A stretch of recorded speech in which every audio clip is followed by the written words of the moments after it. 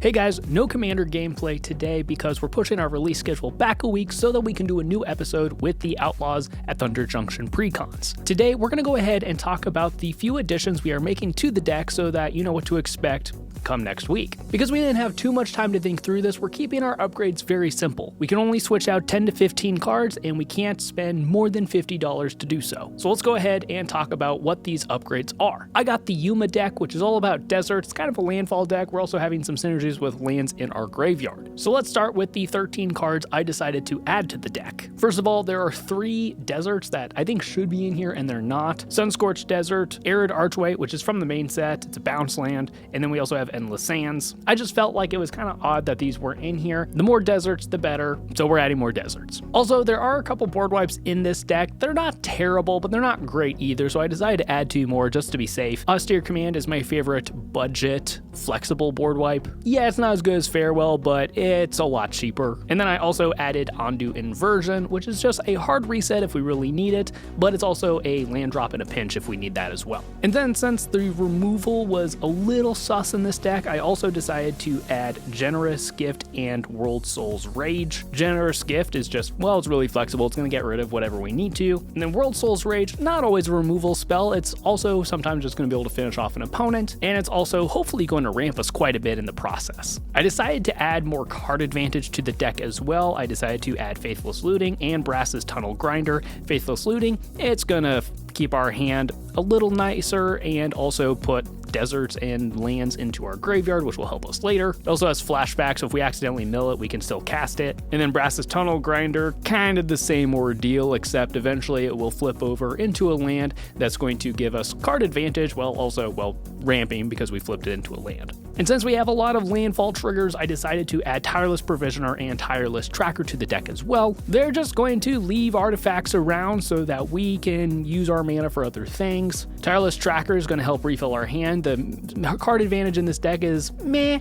so that'll help keep our hand full, where the Tireless Provisioner will be ramp when we need it, and it'll be life gain when we need it. Last 2 cards, Shefet Monitor is pretty neat. It's just a big dumb beater if we really need it, but most of the time we're going to cycle it, which will draw us a card, but also get us a desert or a basic if we need it. Kind of an odd card to not have in the precon. And then lastly, we have Timeless Witness, which is going to let us get things back from our graveyard. We have a lot of things that are just going to be randomly milling us in this deck, and sometimes we're going to mill things we don't mean to mill. So this will let us get it back, and it has flashback, so that means if we accidentally mill it, we can still do it, or we can even do it twice if we're lucky. Now, as far as the cards I decided to cut, we did cut Kiri, which is the backup commander. He's cute, he's cool, doesn't do a whole lot in the deck. I also cut Heaven or Earth and Genesis Hydra just because they felt like weird includes in this deck. I'm not really sure why they're here. Neither of them are great. I cut Unholy Heat because, well, it's not really the best removal spell. It is possible for this deck to get Delirium on, but it's not very consistent. So I decided it just wasn't worth it. We also have Electric Revelation, which is, it's card advantage, but it's not great. And we're adding Faithless Looting, so I figured it's probably okay to let this one go. Faithless Looting is just objectively better. I also cut Nantucko Cultivator, which is a pretty neat card, admittedly, but because the card draw in this precon is not the best, I'm not sure how often we're going to be able to make this guy a big beater and draw a decent amount of cards off of him. I feel like we're just not consistently going to have enough lands to discard, so I decided that wasn't the best option. We're also cutting Vengeful Regrowth, which is not the worst card. It reads really cool. I actually like this card. I want to try to find a home for it, but just admittedly, it's very slow. It's a little clunky. I think more times than not, we will have better things to do with our mana. So this was the one I was most reluctant to cut, but I think it's probably the right move. We also are cutting Crawlus Sensation. It's going to be milling us randomly, and I don't really want a whole lot of that in this deck. There is going to be some, but I'd rather have control over what is or is not going to the graveyard, especially because the only thing we're going to be consistently getting back from our graveyard is lands. I'd rather make sure that it's mostly just lands going there. It is going to make us a few tokens here and there, but overall, these 1/1s, we just have better token makers in the deck. We don't really need this one. We're also cutting Elvish Rejuvenator, mostly because our 3 mana slot has gotten quite full, but this is probably the worst of these effects in the deck. There are a few other cards that do similar things. This doesn't put anything into our graveyard. We're just putting something into our hand, and then it's just a little 1/1. We don't have any ways to really consistently recur it or blink it or anything like that, so it's just not the best in this deck. And we're cutting Martial Anthem. This is not the worst card in the world. It's technically, if we're able to multi multi-kick it for several times.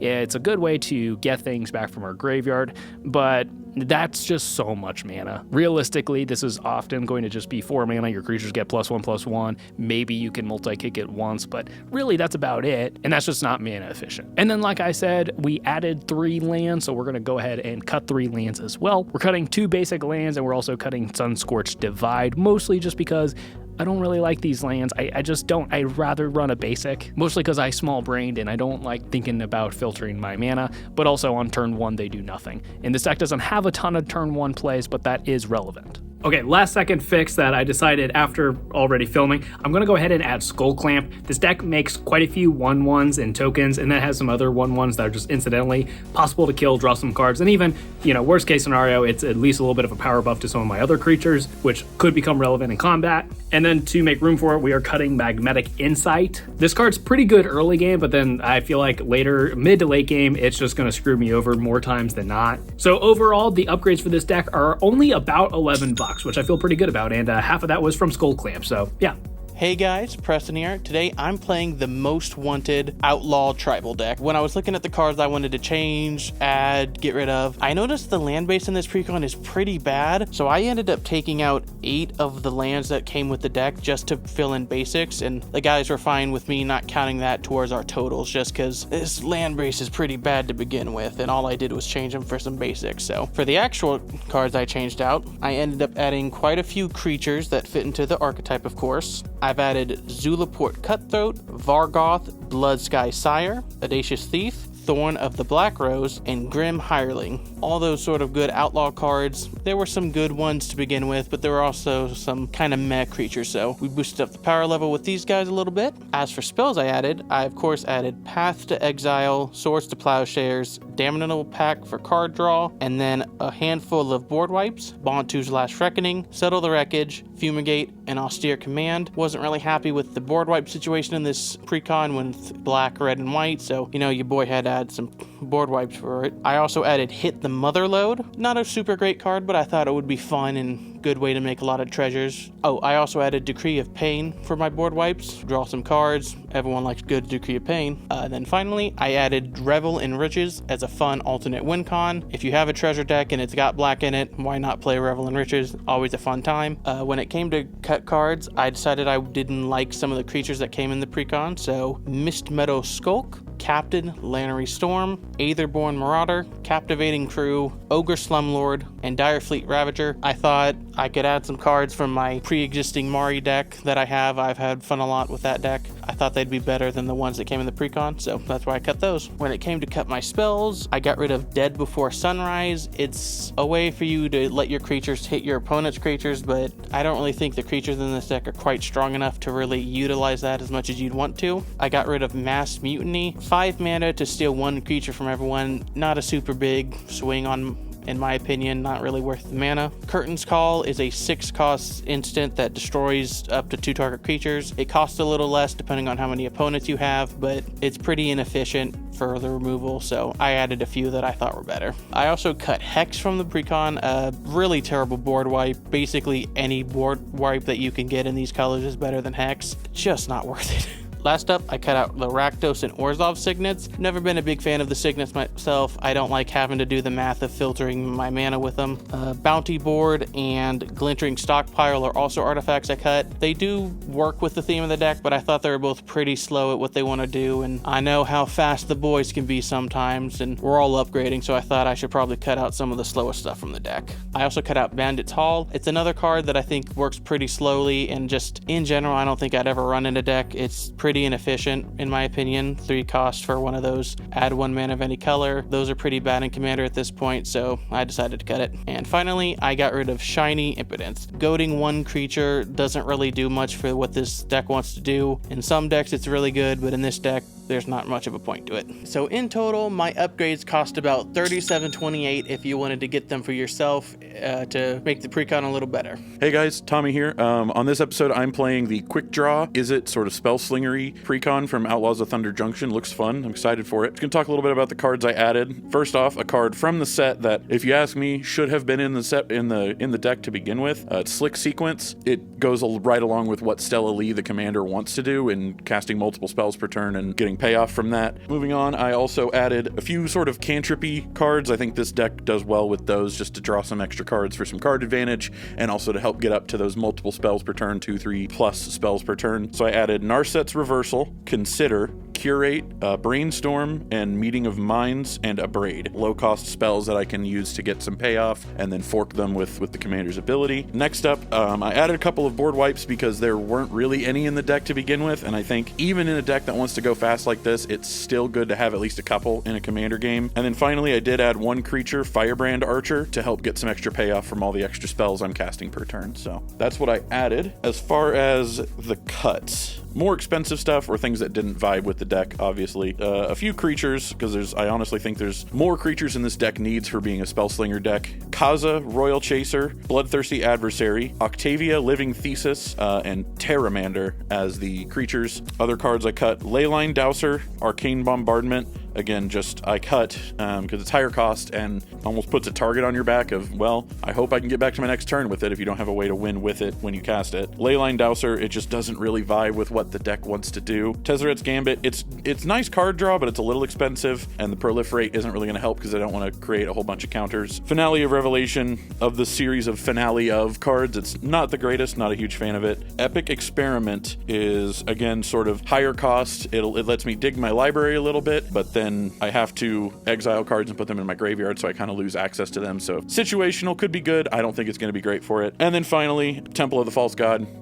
Self-explanatory. If you want to know more, there are videos on the channel that talk about that card, so go check those out. All in all, the upgrades cost about $13 to $14, so pretty light. This deck is pretty solid out of the box, so I'm excited to check it out. Hey everyone, Jason here, just going to go over some of the upgrades that I made to the Gaunty Precon deck from the Outlaws of Thunder Junction Commander set. First, I just wanted to add in a couple standard artifacts that weren't in the deck, sort of the Animist. This is a swing-heavy deck. We're trying to deal combat damage, so if we can get some lands onto the battlefield when we attack, then that's going to be an added bonus. Added in Talisman of Resilience, Lightning Greaves, pretty standard artifacts that you want to add into a commander deck. They're not already included in the deck. Then a couple other cards that I added were Sting, the Glinting Dagger, Mirage Mirror, and Fire Shrieker. Fire Shrieker gives the creature double strike, so that's going to double up the triggers that I get off of Gaunty. A couple of green cards that I added. Smuggler Surprise from the set. It's really, really good card, powerful card. We talked about this in one of the episodes of our podcast recently. You should go check that out. I also added Exploration. Playing additional lands is good, especially in these Precons. These Precons had 38 lands in them, or at least mine did. So the Exploration, I think, is going to do a lot of work, especially when my hands get flooded. Then I added, and I don't know if I'm pronouncing this right, Sakiko, Mother of Summer. That adds mana whenever my creatures deal combat damage. Since I'm attacking, trying to deal combat damage, gonna use that mana to cast whatever spells that I get from my opponents. I also added Mystic Remora. Did not realize how much this thing had dropped in price. It's actually really affordable now and it's basically a budget option at this point, I think. Then the last card that I added in here is Vadmir New Blood, because I wanted to add a creature that has the ability to make itself stronger and then also get some sort of evasion in there. It has Menace, and then it also has Lifelink, so if I can get this thing to be strong enough, it can end up providing me with some life, as opposed to just being a creature that I can get in and activate Gaunty's ability. Now, some of the cards I took out, like I said before, I took out 4 lands: Temple of Malady, the Dimir Bounce land, I took out one of the colorless lands, Access Tunnel, that's what it's called, and Temple of Mystery. 38 lands is too many lands. Whirler Rogue is another card that I took out. It does have some evasion on it and can give other creatures evasion when you tap artifacts. I don't see me being able to activate that, for more than just one creature, because it comes in with 2 bodies that I can use to activate its ability, but I don't think outside of that I'm going to get to activate it very much. Blade Griff Prototype, it just didn't provide enough value in the deck for 5 mana. I felt that, there are just better things that I could do for less mana. Ukima and Kazur, they're good and they do okay, but I just didn't see enough inherent value on those 2 cards to keep them in the deck, getting one onto the battlefield and then searching for the other, putting it into your hand, casting it, trying to get it just seemed like too many hoops to jump through. Only one of the 2 gets payouts whenever your creatures deal combat damage, so it just felt like an easy cut to make. Darksteel Ingot and Prismatic Lens were 2 artifacts that I cut. Darksteel Ingot is okay. 3-mana mana rocks are not my thing. I just prefer to cut them if I can. And then the only other cut that I made was Diluvian Primordial. I think this card is bad. I just think this card is straight up bad. All in all, the upgrades for this deck cost about between $33 and $35. Thanks for watching. Let me know what you think about our upgrades in the comments, and then make sure you're subscribed and tune in next week to see us put these decks up against each other. And yeah, we hope you enjoy that game. We'll see you later.